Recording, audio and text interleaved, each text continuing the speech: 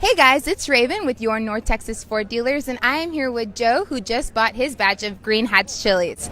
So, what brings you here to the farmers market today?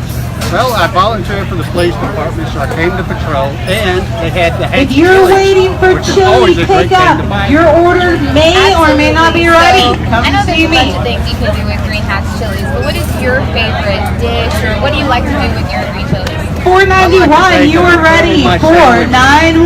Take them, I put them on, then I eat the sandwich, and it makes it a little bit better kick than just a plain sandwich.